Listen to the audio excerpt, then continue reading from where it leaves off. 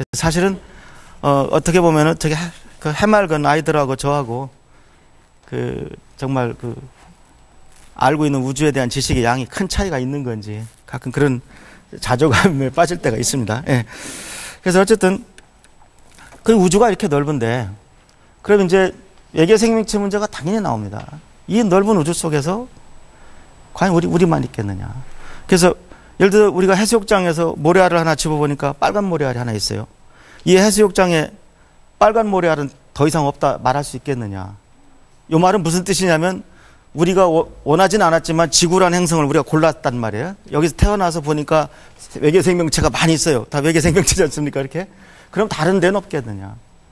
그래서 물론 과학은 뭐 논리적으로 증명하는 논리학이 있고 여러 가지 있지만 확률에 의존하는 방법이 있습니다. 그래서 오늘 제가 드리고 싶은 말씀은 국내외에서 만난 모든 천문학자들의 시각은 외계 생명체는 있다고 생각하는 겁니다. 예, 그런데 저희가 이 말을 왜 굉장히 조심스럽게 하냐면 우리 많은 국민들이요 외계 생명체하고 UFO하고 같은 건 줄 압니다. 이게 전혀 다른 것입니다.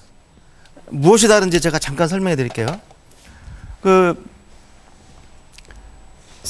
외계 생명체는요 예를 들어서 태양계 안에도 뭐 목성에 달 어디에 박테리아가 몇 마리 꼬물대고 있어도 그건 경이스러운 일입니다.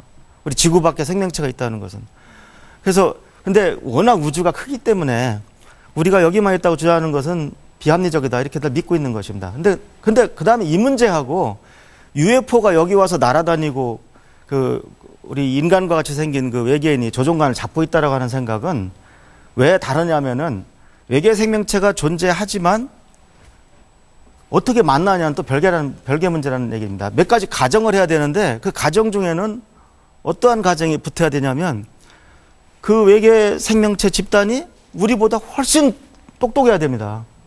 거의 우리한테는 신처럼 보일 정도 똑똑해야만 광속을 넘어서 우리한테 올 수 있는 겁니다. 그 다음에 천문학적인 어려운 가정들이 몇 개 있습니다. 이 우주에서 동시대에 같이 존재한다는 것 자체가 어떻게 보면 시간적으로도 굉장히 힘든 일입니다. 그래서 그 부분은 좀 어렵지만은 어쨌든 이렇게 들으시면 됩니다. 제가 이게 앞에 계신 분한테 제가 만일 로또에 당첨이 되고, 예? 그 다음에 또 뭘 하나 예를 들을까요? 어느 날 우리 집 고양이가 갑자기 제 말을 잘 듣게 되면은 제가 100만 원 드리겠습니다. 저 더 크게 잡을까요? 1000만 원 드리겠습니다. 그러면 제가 돈 안 드린다는 얘기입니다. 예. 왜냐하면 확률이 어려운 일이 몇 개 겹쳤을 때는 그것이 더 겹쳐지게 되면은 점점 불가능해지거든요. 그래서 제가 국내에서 만난 천문학자들의 보편적인 시각은 UFO는 다 불가능하다고 믿고 있습니다. 그러니까 외계 생명체는 어딘가 있지만 자 이렇게 예를 들까요? 대전에 개미가 있어요. 그 개미들이 야 다른 데도 개미가 있냐 없냐 다른 데 개미가 있을 확률을 50%로 보자 뭐 하든 말든 개미가 부산에 있습니다. 근데 문제는 이 대전에 있는 개미하고 부산에 있는 개미하고 어떻게 만나냐가 문제입니다. 어떻게 컨택트 하느냐. 그래서 어떻게 만나느냐. 그 컨택트가 바로 제가 존경에 맞지 않는 미국의 칼 세이건이라는 천문학자가 쓴 소설 제목입니다. 그 다음에 이것이 영화까지 만들어졌었죠. 그래서 다시 한번 말씀드립니다만 외계 생명체를 추적하고 탐색하는 것은 천문학의 한 분야입니다. 그래서 저희가 그걸 세티라고 부릅니다. 그래서 제가 시간 관계상 원어는 다 안 쓰겠습니다만 search 찾는다 for extraterrestrial intelligence 외계 지성체를 찾는다. 이거는 우주가 멀기 때문에 빛을 주고받는 것이 아닙니다. 그러니까 우리가 단지 오는 빛을 쭉 받아보는 것이죠. 그러니까 우주를 쫙 이렇게 전파로 스캔하는 겁니다. 그래서 만약 문명이 발전한 지역이 있으면 굉장히 전파 강도가 강하겠죠.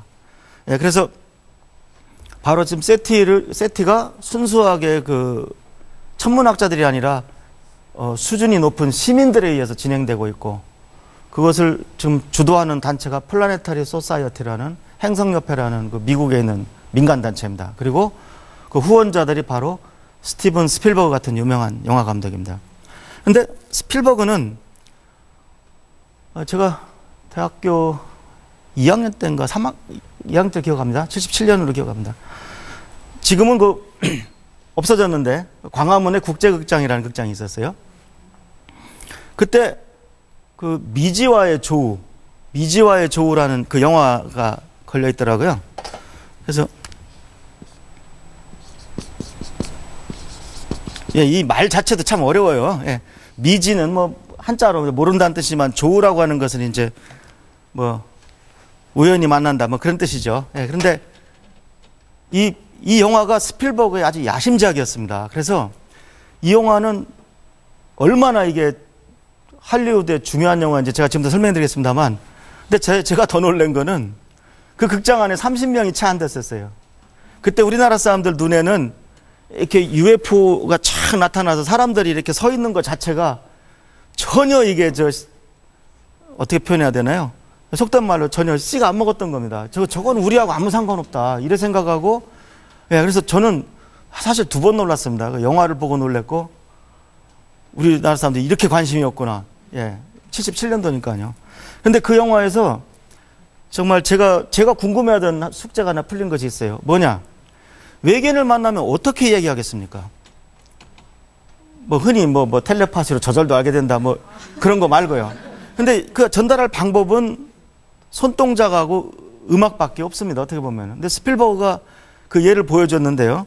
제가 지금부터 보여드릴 영화가 Close Encounter of the Third Kind라는 영화입니다. 그래서 이 용어가 굉장히 어려운 용어입니다. 그래서 일단 이렇게 어려운 용어를 그 잡은 것 자체가 제목으로 그 스필버그의 그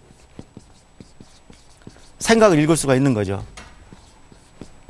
예, 이건 제가 거의 학술 용어이기 때문에 한번 쓰겠습니다.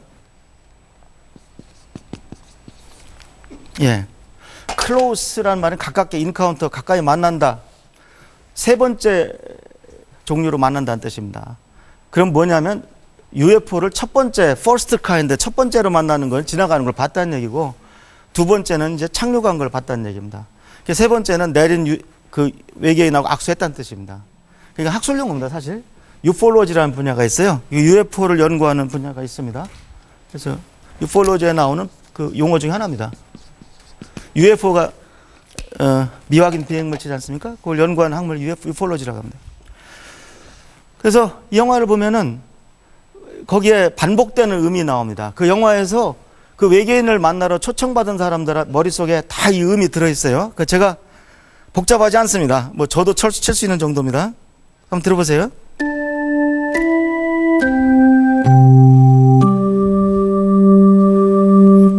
네, 한 번 더 할게요.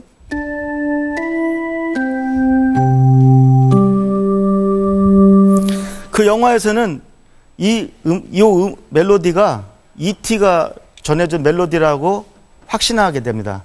그 다음에 손동작이 있습니다. 그래서 그 외계인을 향해서 외계인을 만나면 그러니까 이렇게 합니다. 근데 그것이 자연스럽게 도출되고 그렇게 된다는 것이요. 그런데 무엇보다도 그 스필버그의 그 천재성이 그 미국 와이오밍주에 있는 그 데블스 타워, 악마의 탑이라는 실제 지형이 이렇게 생겼거든요. 저기서 찍은 겁니다.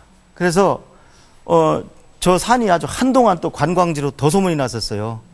그래서 저는 이 영화 볼 때마다 글쎄 뭐 우리나라 마이산 같은 산이 생각납니다.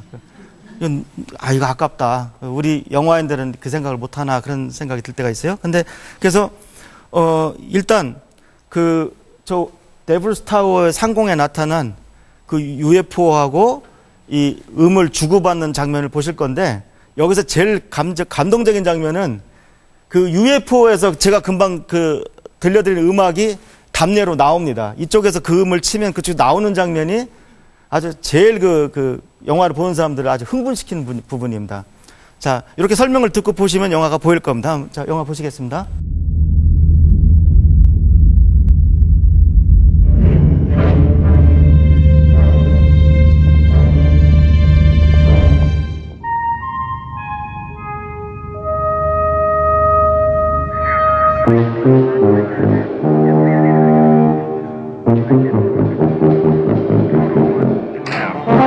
네.